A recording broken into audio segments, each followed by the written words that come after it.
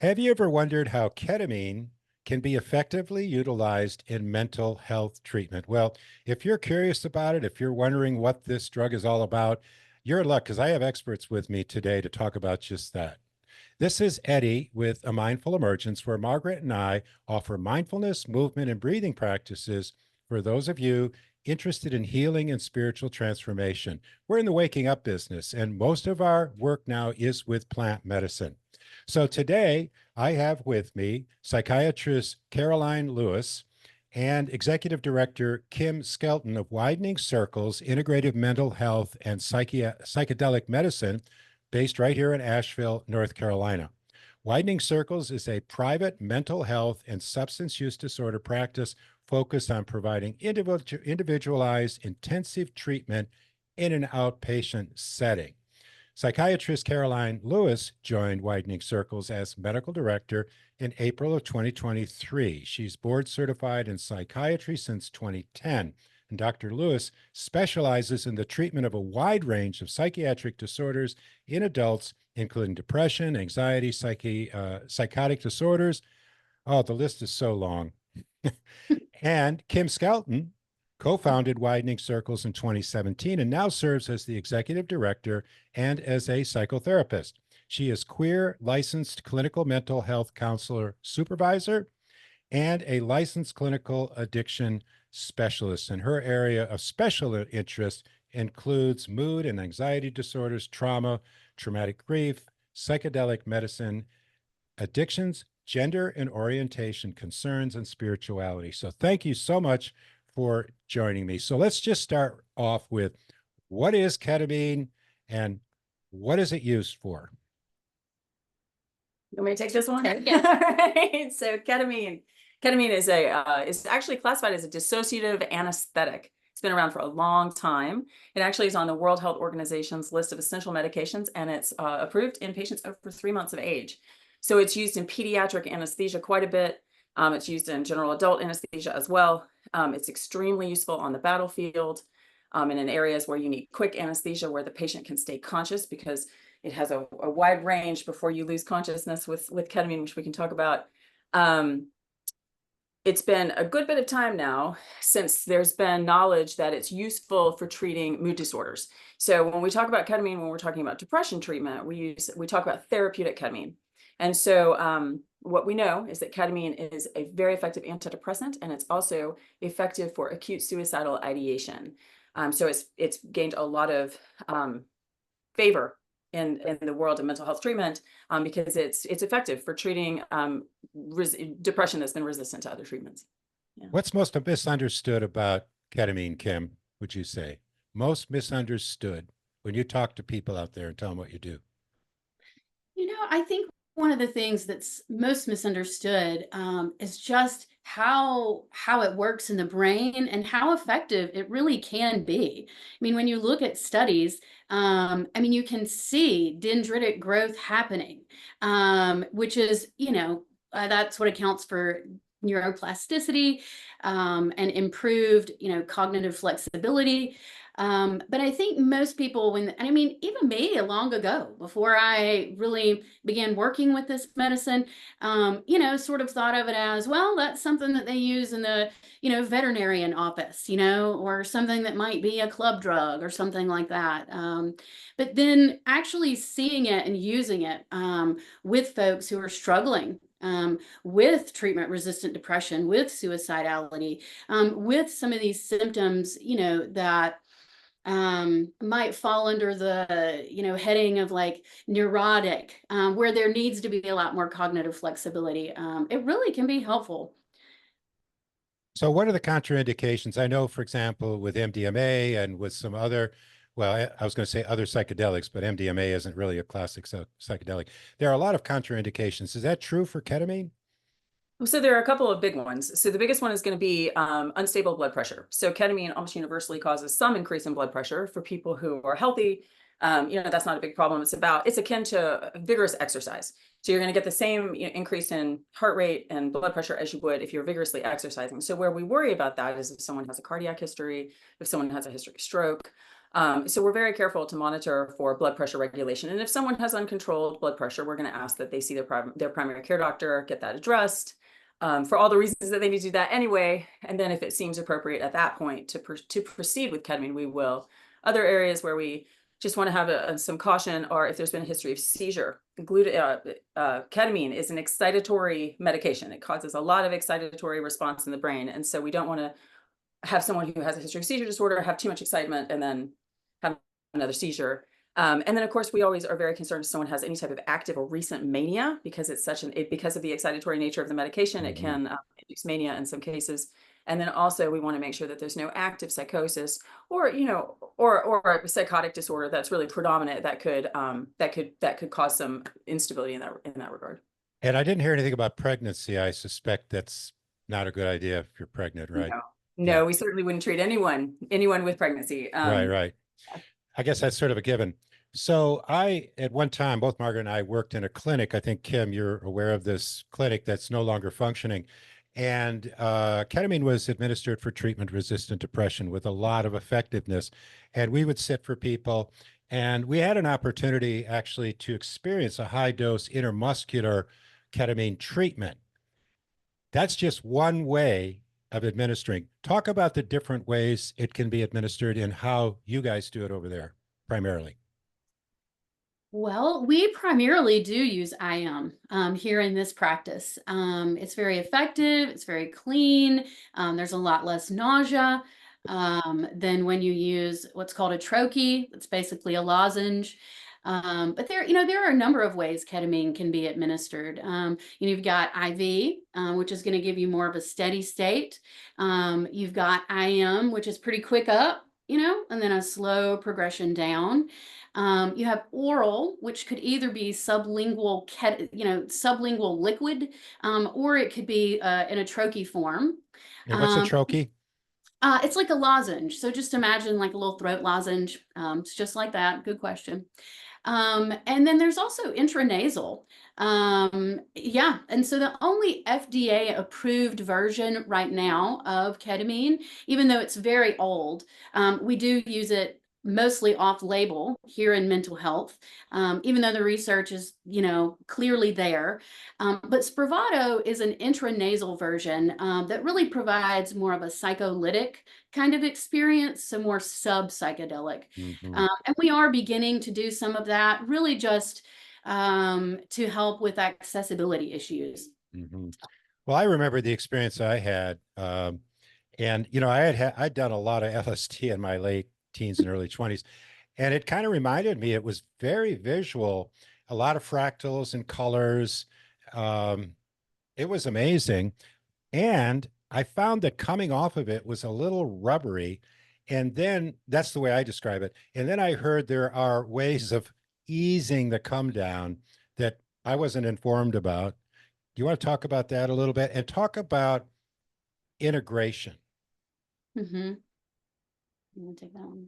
Well, certainly, there are a couple of different ways, certainly a lot of that depends on how the ketamine is being administered. So, we're looking at more of the steady state IV versus the IM. With IM, one of the things that we can do here is we can play with the dosing somewhat so that we can either do a single dose, we can do split dosing for some folks. So for some people who might have a longer time processing the medication, metabolizing the medication, sometimes that one dose is more helpful.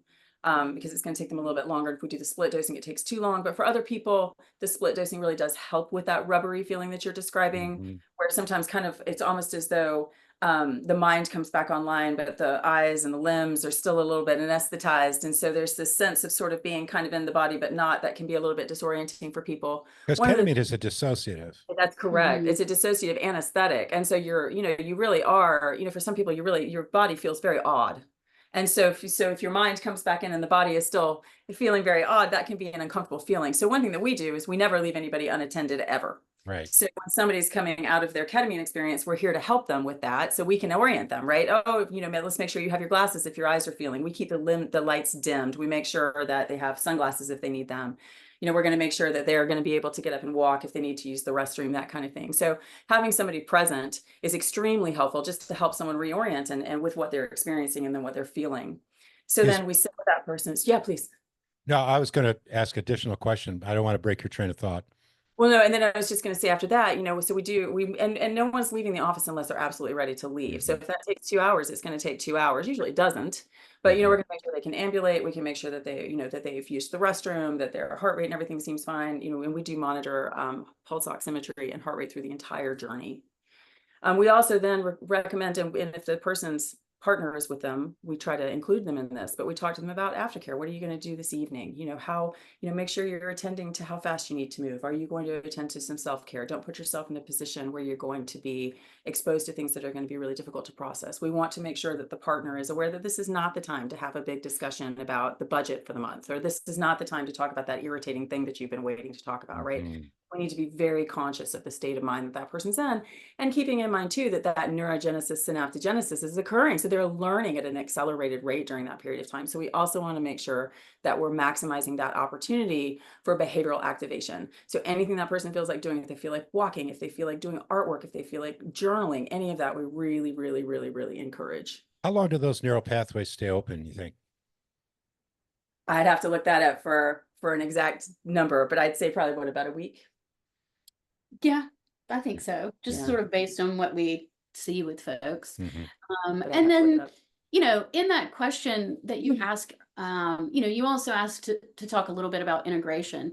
And really sort of some of the things that Caroline was just talking about are all different forms of integration. Integration is really, I don't think there's any one exact definition of what that needs to look like. At the heart of it, integration is about, making meaning, taking the things that come up, and making sense of them within that particular individual's framework of understanding. For some people, that does include being verbal, but with this experience, this is not really a verbal experience.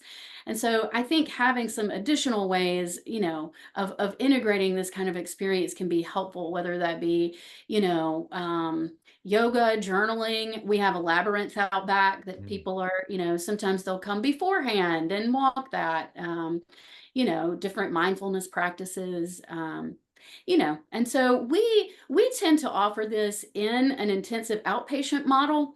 And so we do have a variety of integration ways to practice integration with people, be that neurofeedback.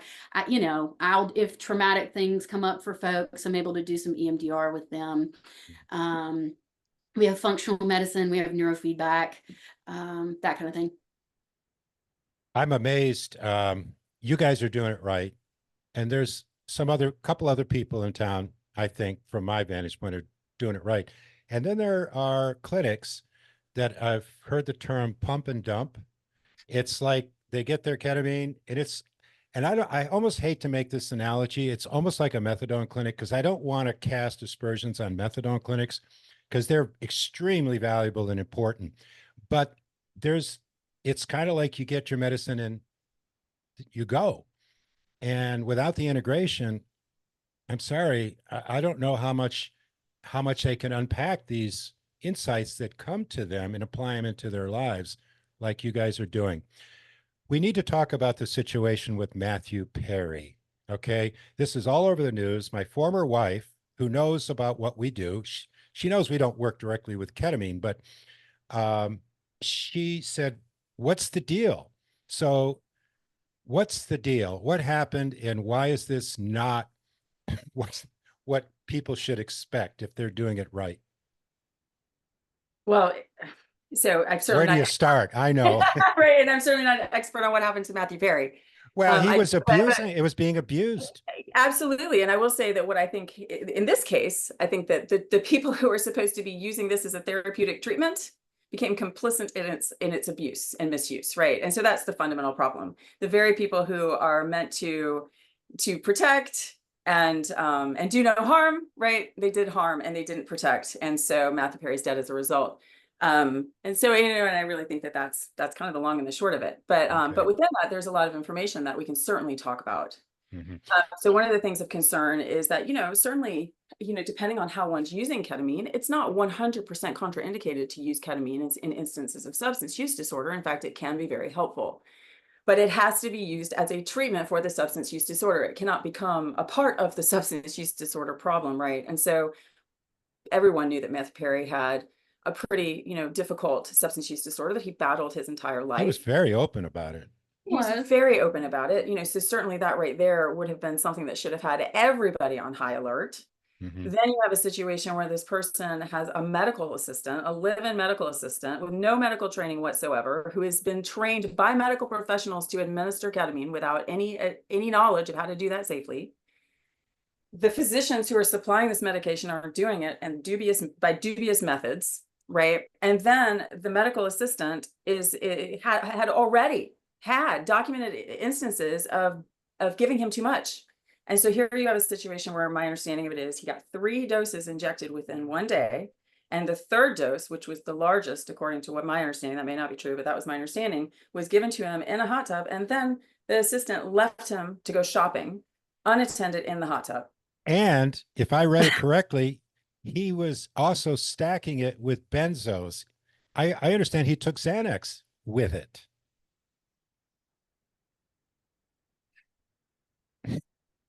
So you can't blame Matthew. Matthew is an addict. And I'm an addict in recovery. I didn't make good decisions when I was in the throes of my active addiction. So the people that were there to help him and protect him killed him. Killed him, basically, yeah. Yeah. How do people get a hold of you if they're curious about what you do over there? Well, please feel free to visit our website. It's www.wideningscirclesnc.com. There you can find all of our contact information, phone, fax, email, but we'd be happy to chat with anybody who's interested in this. And you also do some trainings as well, I understand, in addition to working with patients. Do you want to say a word about that, Kim? Sure. So 3 of us here have been faculty members with the Pearl Psychedelic Institute, but then we also are going to be offering some CAP trainings that are specifically using an integrative mental health model. And CAP is? What did you say? KAP is what? Oh, ketamine-assisted psychotherapy, which is, where it is assisted therapy versus, like you were saying, going to clinics where there's. So you're involved with that. And of course, Pearl Psychedelic Institute's out in Waynesville, the Turpins. We love them. They're doing great work. And of course, we're all crushed by the fact, well, I don't know. I don't want to speak for you. Certainly disappointed that MDMA didn't get the approval we were hoping for this month. But we're going to keep our foot on the pedal, aren't we? Yes, we are. Yeah. That's not medicines we work with, but we recognize how extraordinarily valuable they can be when they're administered correctly. So I'm going to put the information that Caroline and Kim shared with me in the description, the link, and some more, and their biographies, or at least some information about them. I encourage you to educate yourself about these medicines if it's any area of interest to you at all. And of course, you can reach out. If you have comments, if you have experience, please leave them in the comments section. If you like this video, give us a thumbs up. And I've done a lot of videos on related topics. And if you don't want to miss the next one, subscribe, hit that notification bell. Thank you so much for watching. Thank you, Kim and Dr. Lewis, for joining me today. Thank you so much for having us. You bet.